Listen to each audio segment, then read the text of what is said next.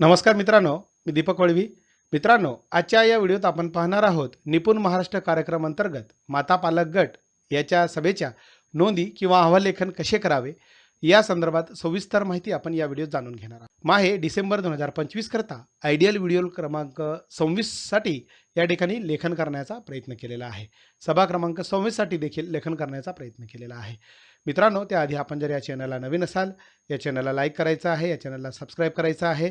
असेच माहितीवरील व्हिडिओ आपणास या चॅनलला पाहावयास मिळतील.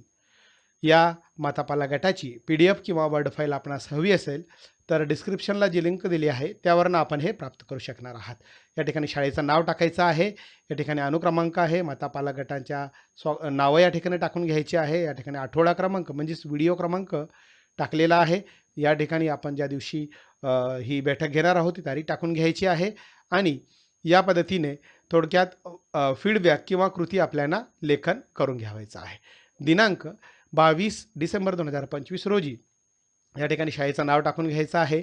येथील निपुण महाराष्ट्र कार्यक्रम अंतर्गत इयत्ता 1ली ते 3री मध्ये शिकणाऱ्या विद्यार्थ्यांच्या माता पालक गटाची शैक्षणिक वर्ष 2025-26 मधील 26वा आठवडा मासिक सभा बैठक घेण्यात आली. सदर सभेसाठी श्री टिंबटिंब शाळेचे मुख्याध्यापक किंवा मुख्याध्यापिका उपस्थित होते. या पद्धतीने थोडक्यात प्रस्तावनेचं लेखन करून घ्यायचं आहे. सर्व मातांना नमस्कार करून आजच्या या बैठकीला सुरुवात करण्यात आली. आशा आहे मागील आठवड्याचा व्हिडिओ आपणास आवडला असेल. चला आजच्या कामाला सुरुवात करूया. क अक्षरावरून सुरू होणारे चित्रात त्रिकोण काढण्याची वर्कशीट तसेच घरातील वस्तूंमधून मापन व्हिडिओबद्दल आपले अनुभव विचारण्यात आले. आता सोबत आणलेले वर्कशीट हातात धरून मातांनी फोटो काढले व प्रथमच्या प्रतिनिधींना पाठवण्यात आले. पहिली कृती आहे पुढील करून पाहूया. सर्व मातांना गोलात बसवण्यात आले. कोणी एक माता हळूहळू मध्ये जोरात गाणे म्हणेल. धोबी आला धोबी आला, किती कपडे आणले? धोबी आला 5 कपडे आणले. जरा मोजून दाखवा. गाण्यामध्ये सांगितलेल्या संख्या ओळखून बाकीच्या मातांनी लगेच दगड मोजून समोर ठेवायचे आहेत. जी माता कमी वेळेत सर्वात जास्त बरोबर दगड मोजून ठेवेल ती विनर म्हणजेच विजेता असेल. ही क्रियाकृती करताना फार आनंद झाला. दुसरी कृती आहे काही नवीन शिकूया. बाजारात वेगवेगळ्या रंग सहज मिळतात. आपण हे रंग घरी उपलब्ध असलेल्या भाज्या आणि फळांपासून बनवू शकतो का? चला हे व्हिडिओच्या माध्यमातून पाहू. हे सविस्तर सर्व मातांना या व्हिडिओत दाखवण्यात आले. सर्वात आधी गाजर घेऊन गाजराचा रस काढण्यात आला. त्यानंतर बीट घेऊन त्याचा देखील रस काढण्यात आला. त्यानंतर पालक घेऊन त्याचा रस देखील काढण्यात आला. त्यानंतर एका वाटीत असे डिंक टाकण्यात आले आणि डिंकामध्ये या कलरचा रंग टाकण्यात आला.